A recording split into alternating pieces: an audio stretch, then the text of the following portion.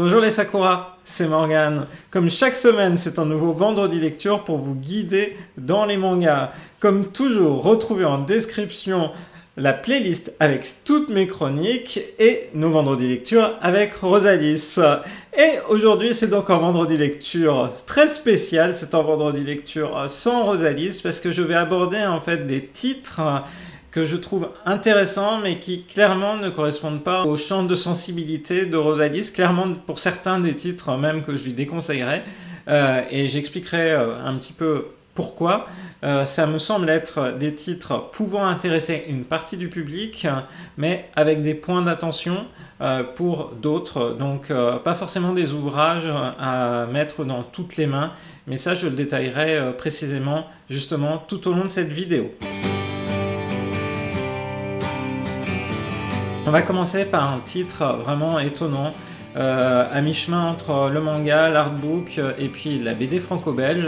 Ça fait longtemps qu'on n'a pas eu ce type d'ouvrage qui arrive sur le marché éditorial français. Et en l'occurrence, ça va être le premier manga d'un nouvel éditeur qui auparavant éditait des artbooks. C'est l'éditeur Nove Graphics, qui arrive avec beaucoup de mangas dans l'année 2021. Et donc Veil, tome 1. Il y a aussi le tome 2 qui est déjà sorti, un tome 3 qui est en préparation, de Cautelli, et une œuvre vraiment très étonnante, à mi-chemin entre le manga classique et puis vraiment, comme je vous disais, une bande dessinée franco-belge ou un artbook. C'est d'ailleurs clairement précisé par le bandeau qui entoure le tome 1. Et c'est aussi le cas quand on achète l'ouvrage qui est sous plastique. Et c'est pas que pour le plaisir de le mettre sous plastique comme un livre japonais, puisqu'il y a ce parallèle qui est fait. Il y a d'autres éléments qu'on retrouve qui sont propres à des mangas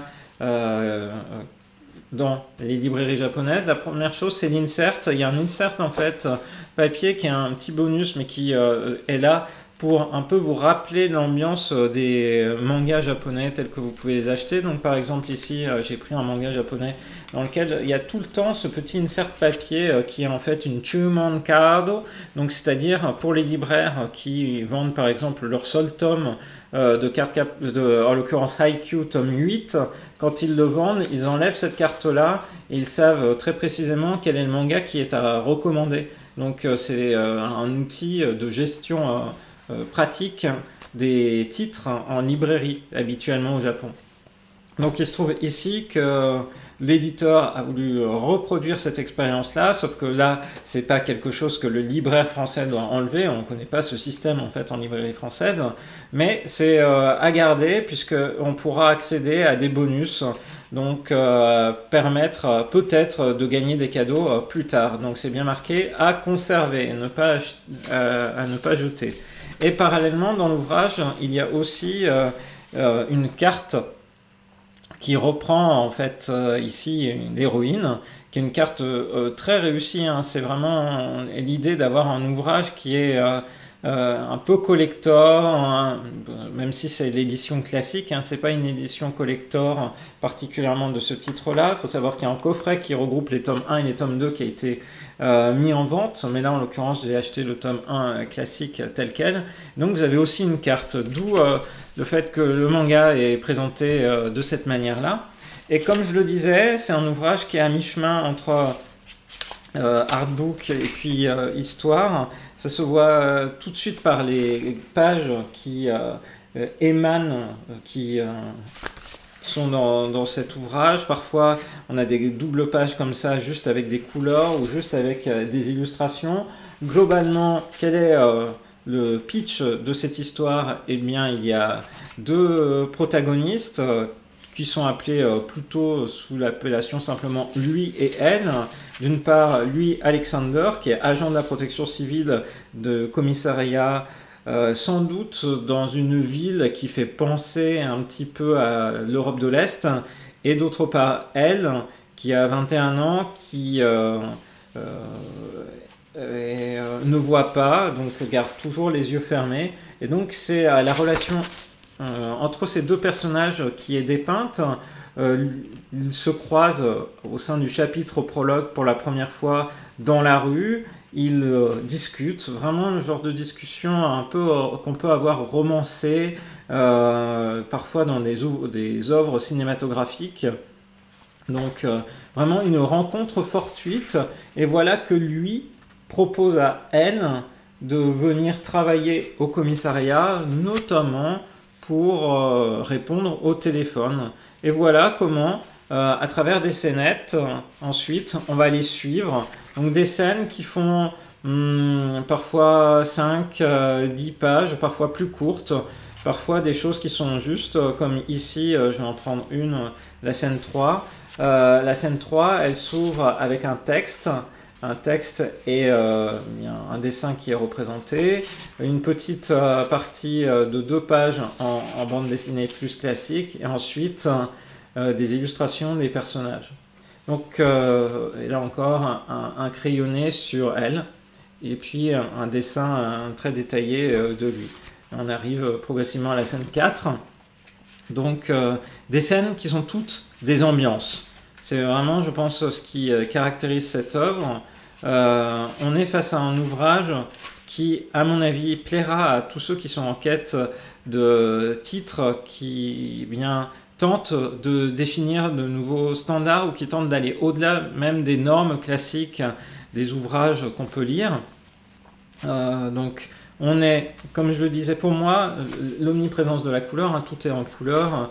J'ai vraiment pensé à cet élément-là propre à la bande dessinée franco-belge, mais il n'y a pas que ça, puisqu'on est vraiment, quand on est sur une double page comme ici, sur quelque chose qui fait penser à un livre d'illustration. Et grosso modo, en termes d'histoire, on est vraiment plutôt sur une atmosphère, sur une ambiance qui est jouée à la fois par les couleurs et puis par les scénettes qui sont décrites, où on va avoir finalement une œuvre, je vais dire, assez sensuelle dans la description qui est donnée, et puis dans les dessins. Donc on va avoir des choses sensuelles comme ce type d'illustration, mais aussi en fait un peu plus tard parfois des croquis jetés de cette manière-là, et qui participent à, on va dire, ancrer le lecteur dans cet univers qui est vraiment centré que sur les 2 protagonistes et sur leur relation. C'est cet élément-là, cette relation qu'on voit se construire, se décrire. En fait, on a quelques moments, on a beaucoup d'ellipses, ce qui est très rare en fait dans les mangas. Il y a peu d'ellipses en général, ou alors les ellipses sont là juste à des fins de flash-forward narratif, sur lesquels on reviendra plus tard. Alors que là, on est clairement face à une volonté délibérée de revenir à l'art de l'ellipse tel qu'on le voit dans la BD européenne classique. Et donc on suit du coup ces 2 personnages dans leur relation, dans les sentiments qu'ils semblent avoir, et surtout dans leur prise de connaissance l'un de l'autre. Donc ouvrage étonnant, vraiment, je pense que ça peut plaire par exemple à des personnes qui souhaitent eh bien, aller aux frontières entre tous ces univers, hein, manga, illustration, bande dessinée, et puis également tous ceux qui sont intéressés par d'autres éléments artistiques comme les courants autour de la mode. D'ailleurs, Cotelli évoque le fait que, en fait, elle a une attirance pour les mots raffinés, choisis. Enfin, le résumé ici dit qu'elle a une attirance pour les mots raffinés et choisis. Elle aime le thé anglais, Gucci et les chats. Je pense que ce profil, cette caractérisation décrit bien en fait l'ambiance qui résulte de cet ouvrage-là. Donc un titre clairement ovni, étonnant, mais qui mérite qu'on s'y intéresse. Donc j'avais envie d'en parler, notamment parce que du coup en librairie, c'est pas véritablement possible de feuilleter cet ouvrage-là.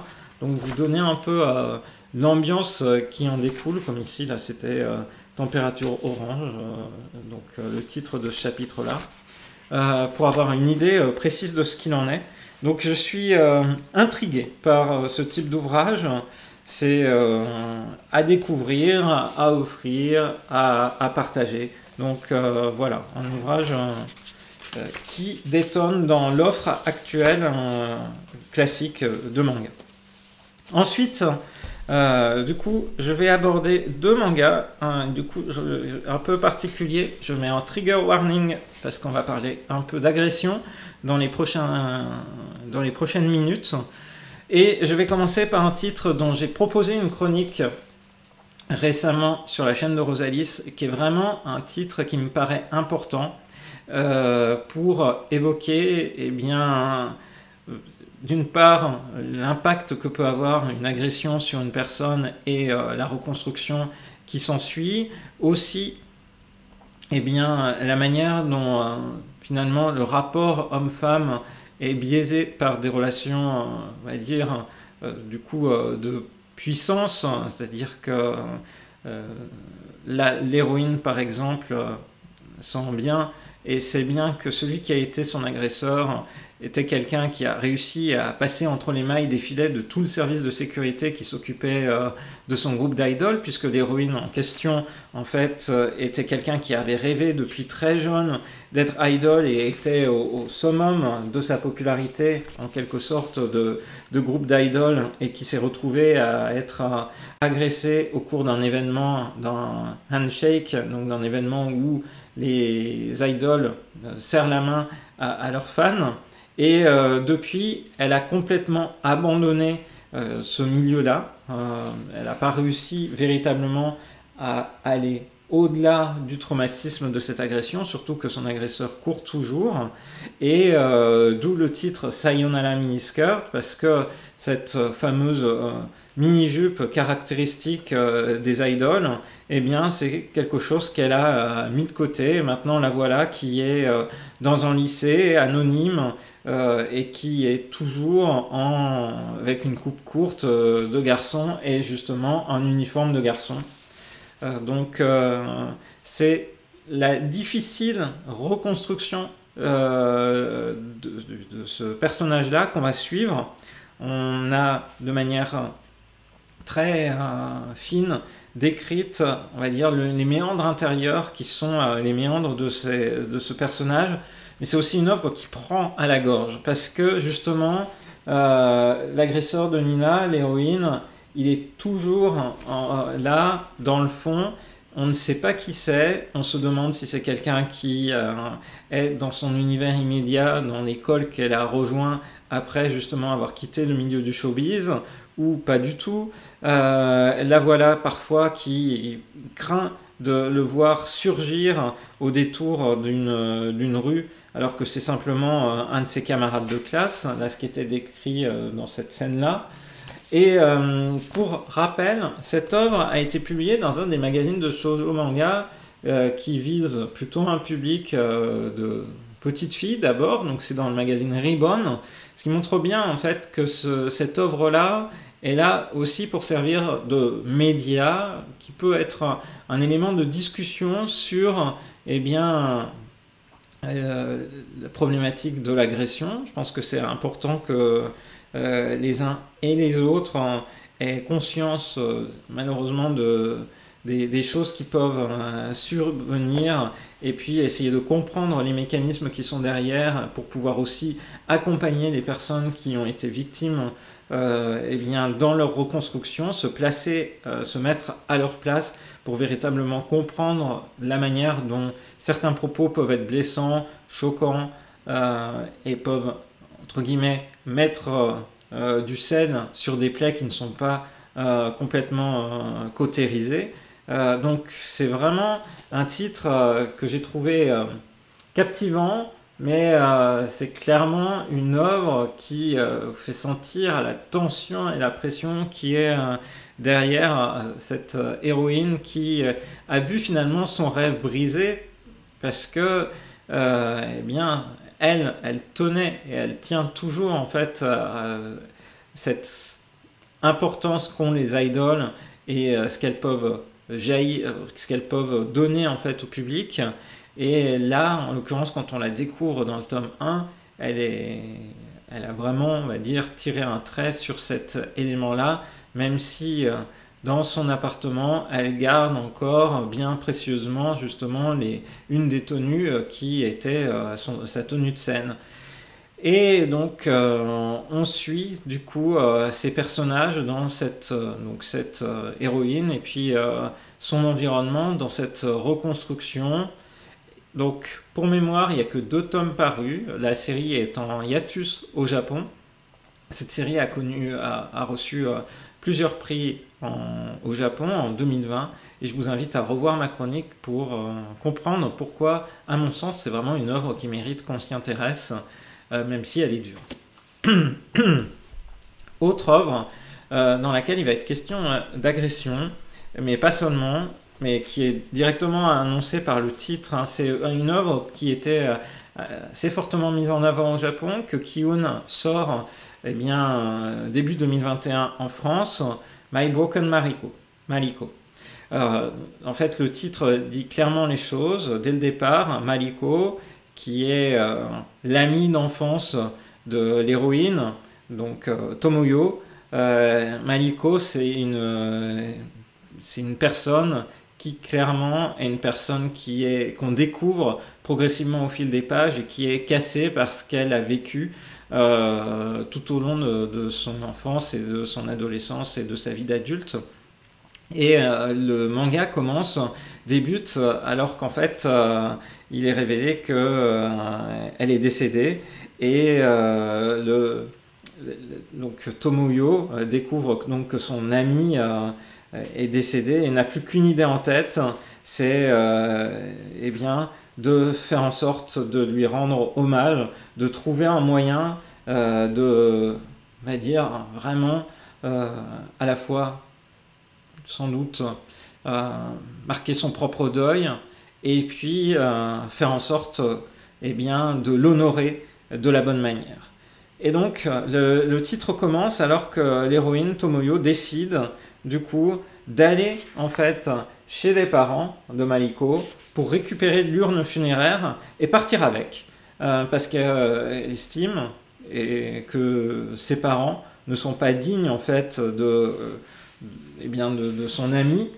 Donc s'il était question voilà, donc elle arrive, elle trouve par un stratagème comment comment entrer chez eux, et voilà qu'elle s'empare de l'urne funéraire et elle va partir avec dans un road trip incroyable à travers le pays, et plus exactement elle va se rappeler l'endroit où qui serait en quelque sorte l'endroit idéal sur lequel elles n'ont jamais pu aller,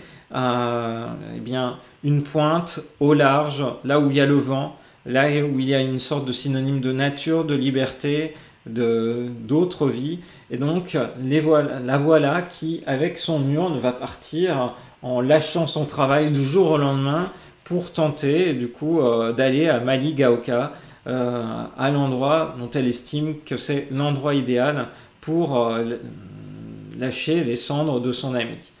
Et donc c'est vraiment un manga qui est donc un one shot, qui est un road trip vraiment très cinématographique dans la manière dont il est dépeint, c'est-à-dire on va suivre avec Tomoyo les personnes qu'elle croise dans le bus ou simplement en attendant à l'extérieur, et qu'elle croise sur son chemin. Donc, et progressivement, en fait, on découvre plus exactement sa relation très forte en fait avec cet ami d'enfance.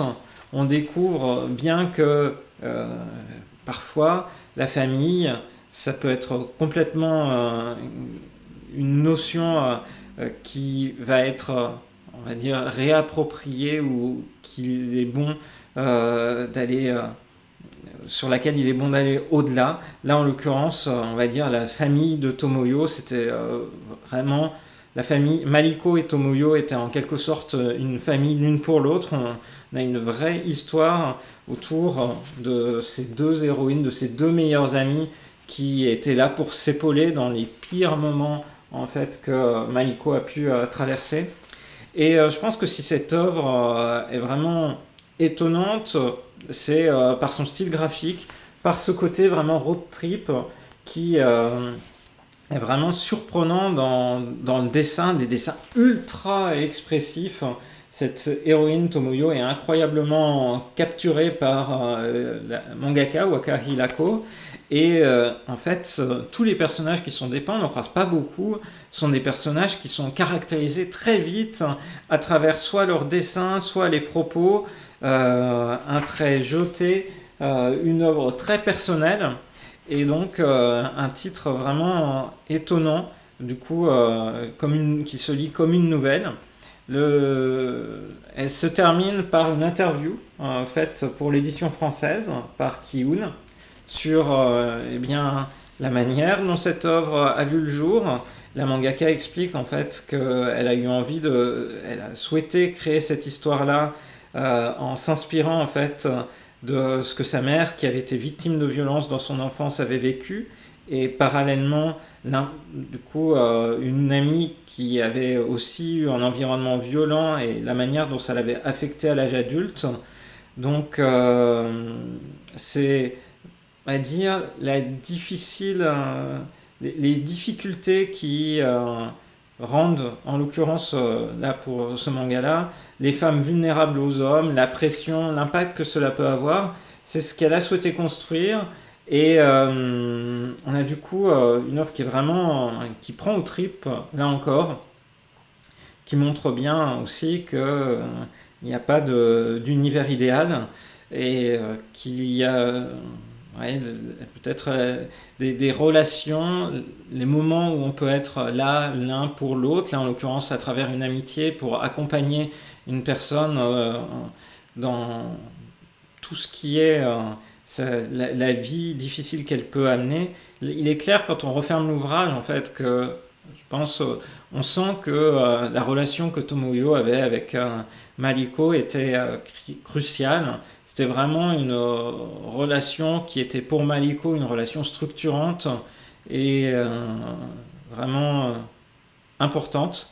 Et je pense que c'est aussi cet élément-là que du coup le manga met en avant, c'est cette importance de l'entourage qui va au-delà de cet élément-là. Donc voilà, une autre œuvre un peu difficile à lire dans le sens par le thème, mais qui mérite le détour. La mangaka évoque aussi le fait que c'est quelqu'un qui a été inspiré par des œuvres vraiment différentes. Souvent les mangaka ont des références qui sont plus liées purement au manga, et là en fait la créatrice de cette œuvre, Waka Hirako, cite des dessinateurs européens comme Frédéric Peters, auteur du magnifique et très touchant Les Pilules Bleues, ou encore JP, donc cite des auteurs européens connus pour aussi faire bouger les lignes dans ce qui est la description à la fois de certains thèmes et aussi simplement le cadre, de la manière dont la bande dessinée est structurée, et il en résulte du coup une œuvre vraiment atypique. On va poursuivre avec une œuvre qui encore traite du rapport homme-femme, en envisageant en fait un univers où on a poussé encore plus loin le principe du fait que peut-être que à terme le sexe masculin disparaîtra et qu'il n'y restera plus que des femmes sur la Terre. En tout cas, dans Le Siège des Exilés, une œuvre de science-fiction qui est proposée par Akata en 2 tomes. Là aussi, je vous renverrai à ma chronique plus précise pour avoir tous les détails. On est dans un univers où il ne reste plus que quelques hommes sur Terre, et où, eh bien, c'est globalement un univers où il n'y a que des femmes. Quelques-unes sont encore fertiles, mais pour la plupart, ce n'est pas le cas. C'est un univers qui s'est construit avec d'évidence, en fait, 2 mondes. Un monde où la ville classique, où vivent les gens dans une sorte de petit cocon, où on ne raconte pas tout, par exemple tout ce qui est eh bien, par exemple l'anatomie masculine, ou alors eh bien, l'histoire de la reproduction sont des choses sur lesquelles on passe vite. Il y a une sorte de chape de plomb qui est portée sur justement, on va dire, tout ce qui est le côté naturel, au sens où la lignée naturelle de l'évolution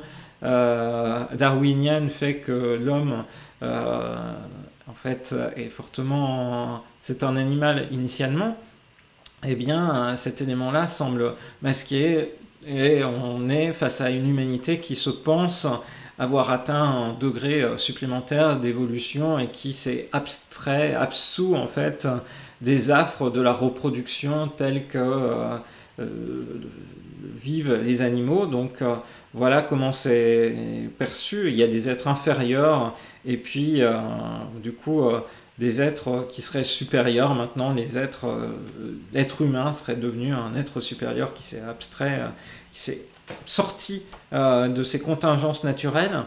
Et parallèlement à cette ville, il y a une sorte de banlieue de zones autour où vivent les personnes un peu recluses, sorte de quartier aussi où il y aura parfois des pauvres. Il va y avoir aussi, là en l'occurrence, un homme qui accueille des femmes qui viennent ici juste pour une nuit. Et donc, on est face à une œuvre qui renverse les situations classiques liées, par exemple, à la prostitution, mais pas seulement, simplement à ce rapport entre les sexes dans les relations de domination. Et donc, on est face à une œuvre intrigante qui est par une mangaka qui a déjà abordé ce type de questionnement auparavant, donc Akane Torikai.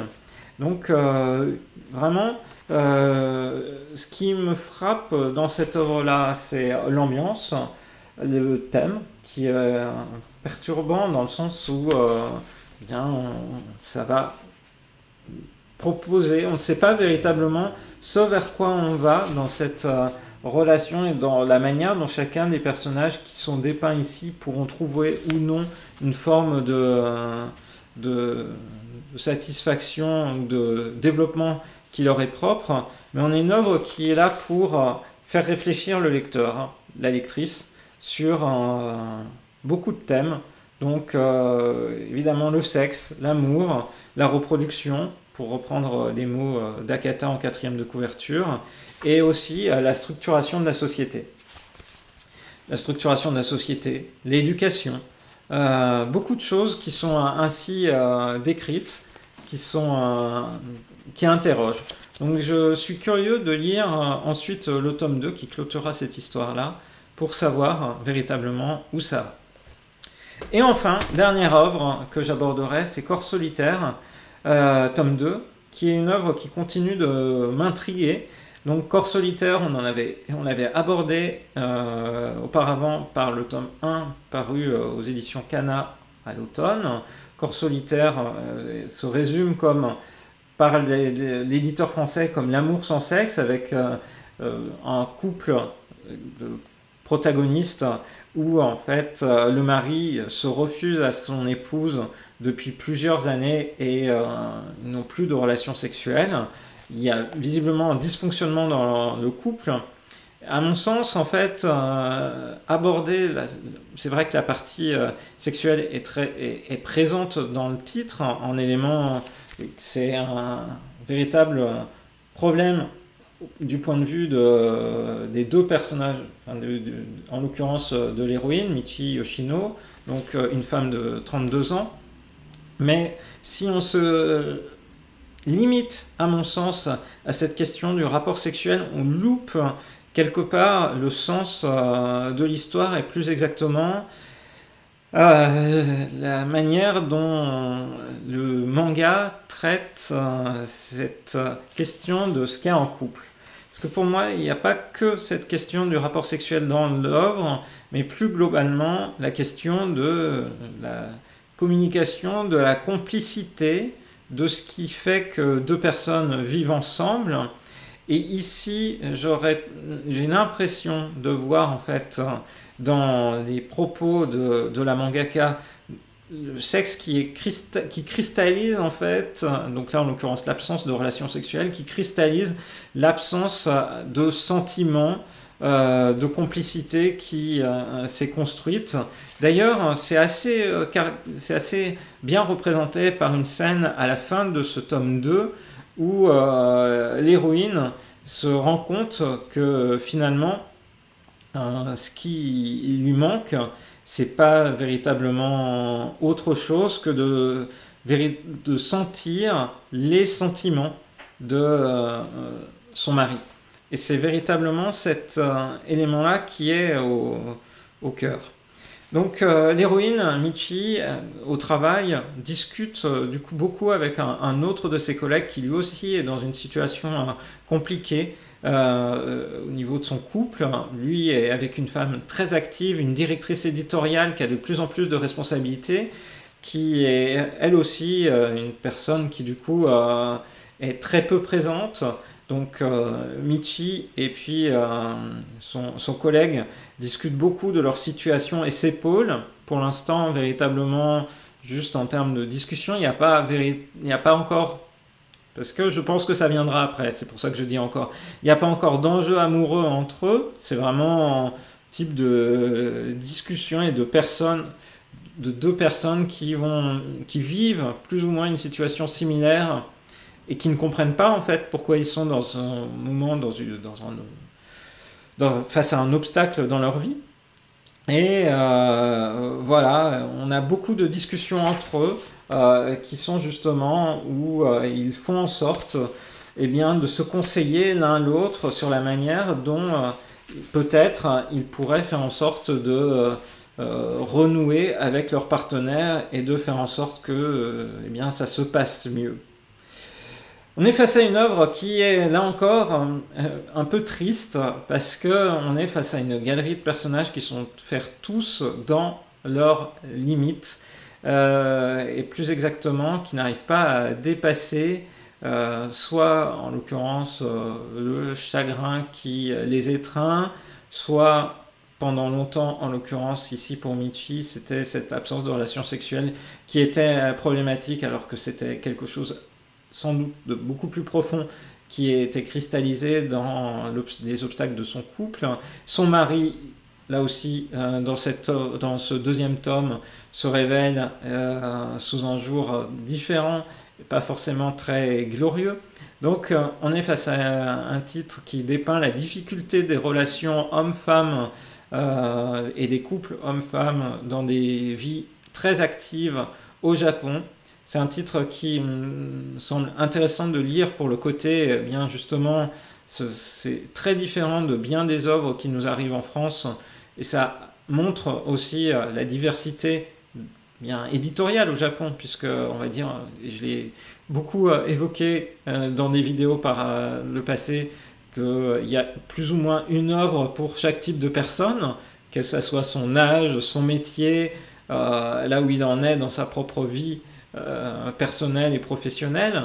Et bien là, c'est bien caractérisé par ce corps solitaire qui dépeint le côté solitaire que peut vivre quelqu'un qui vit dans une mégalopole, certes en couple, mais avec la pression du travail, la pression, tout type de pression sociale qui peut jouer sur soi.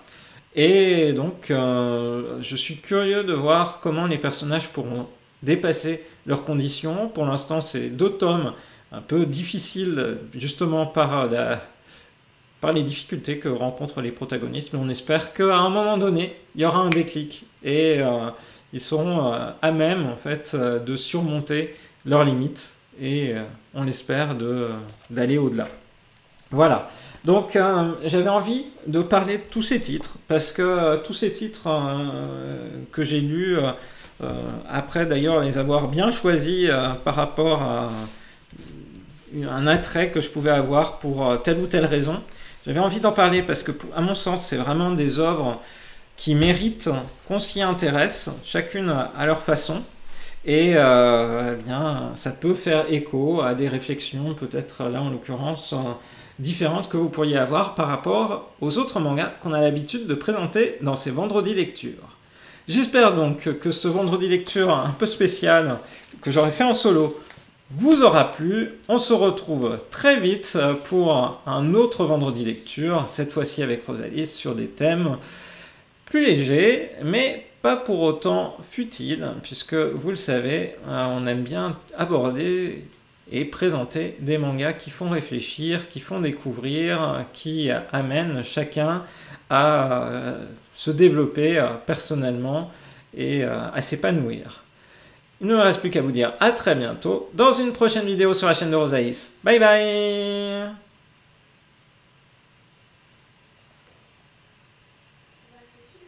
Voilà.